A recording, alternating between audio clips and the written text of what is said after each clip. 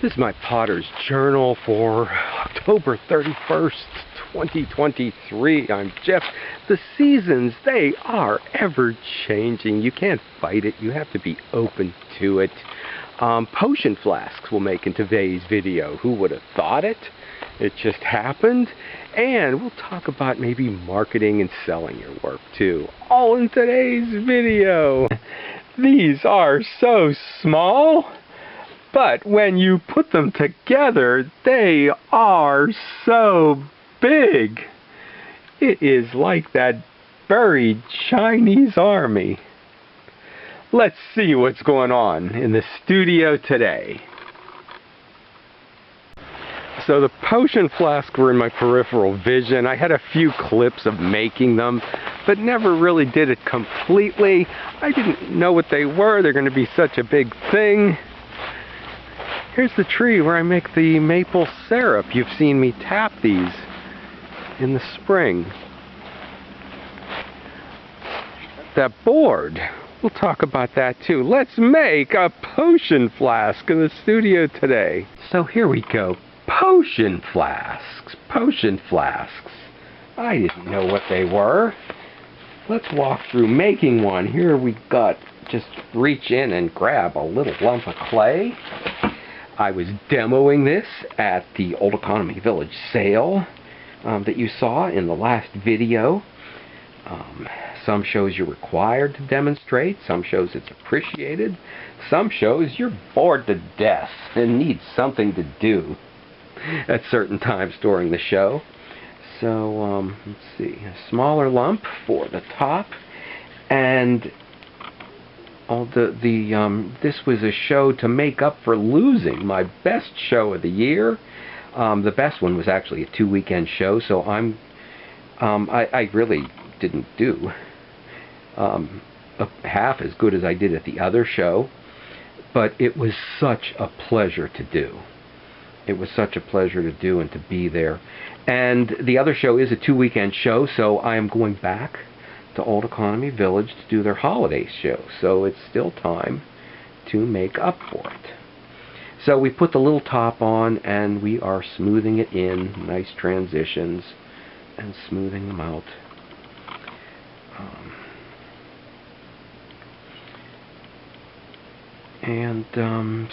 So I'm demoing. The staff at and volunteers were demonstrating cider press, and they had a printmaking shop going, apple cider. But the kids were so used to that's what was happening there, that I've demoed in a show before and walked kids through a pinch pot or an elbow pot.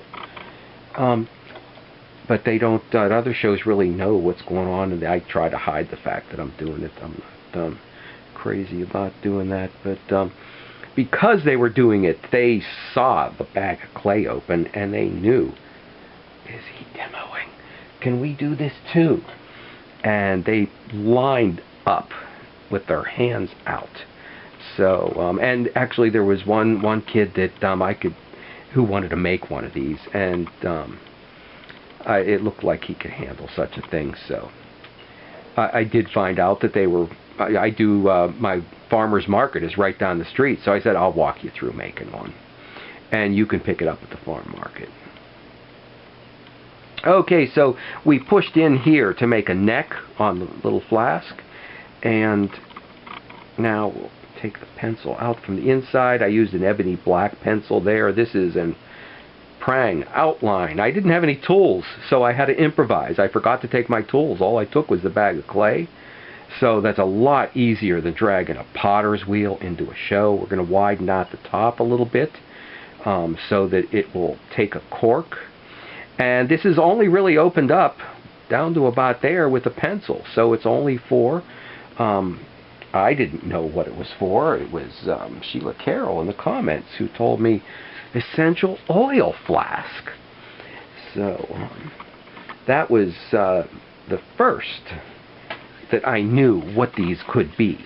Okay, so we roll a ball, and I made it into an oval or egg shape and flatten it out a bit. This is for the handles.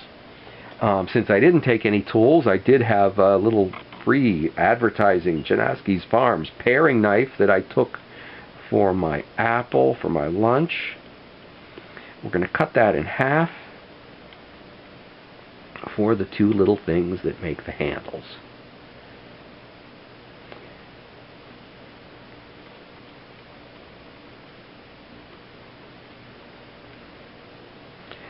Okay, and also the essential oils, and then I had no idea why these were such a fascination to kids. Should I be selling flasks to kids? One mother finally told me. She came up and she said, "I want 3 of those. Sell them to me, please, really quick, so I can hide them in my bag from the kids." I finally was clued in.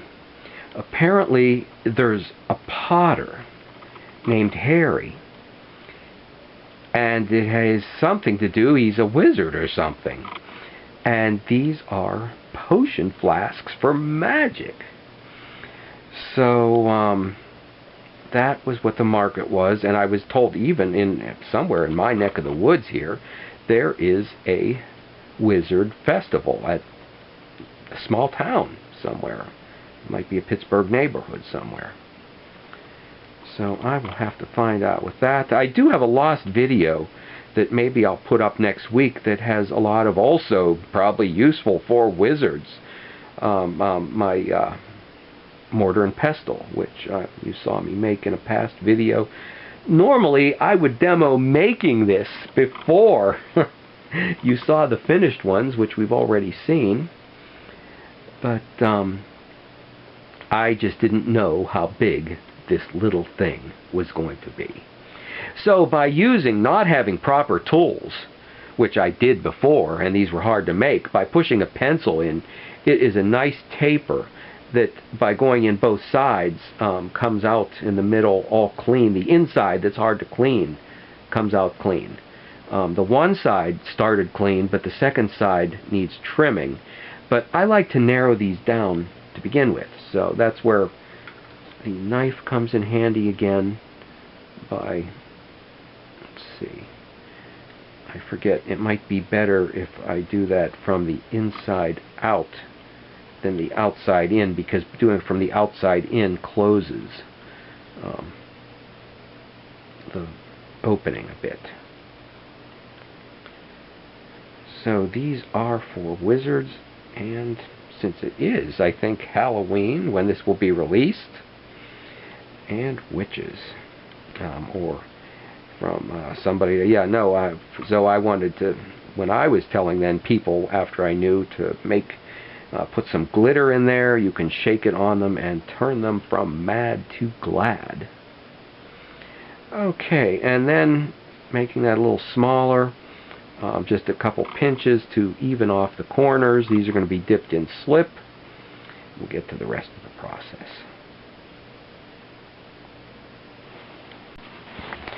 And 2 final thoughts, that the lugs go on, and then what I am doing too is carving, or let's say sculpting them down to get a form and a shape that looks right and fits the little flask. Another final thought too is when I lined up, I think it was, I don't know, 20 or 25 of these on a board, and at the modest price that I put on them, realized there's $300 worth of inventory on a little wear board. Well, a little bigger than that. So, and that could be a nice thing too when you're traveling a long distance or don't have room to do a show or a truck to get you there. And the slipping, like everything, it all has to be caught and got at just the right time. And the slipping, I made a little pad to stand them up on after they dry. And then to slip them, okay, I maybe should get a smaller bucket so I don't have to reach so far inside. And then if it seals over, we'll blow that out. And the glaze is important to make sure that that doesn't happen with the glaze, so it doesn't glaze shut. And then we'll either sgraffito this or maybe do some trailing on top yet.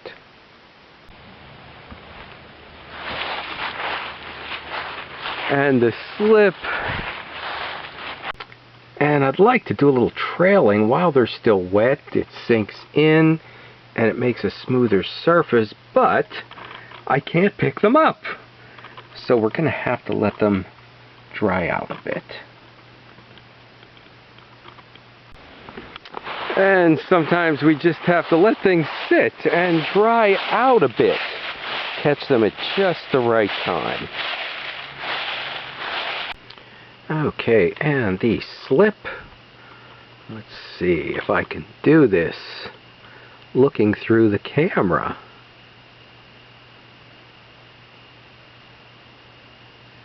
Okay, I just have a black slip in the little squeegee thing. And we'll put a blue glaze on this.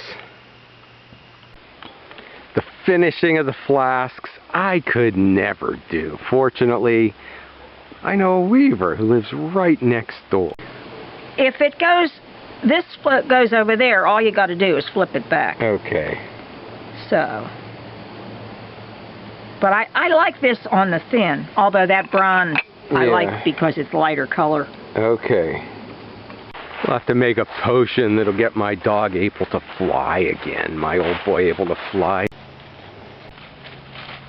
And there's that waggy tail from my old boy Ralph. Stop back and see what's going on in the studio next week.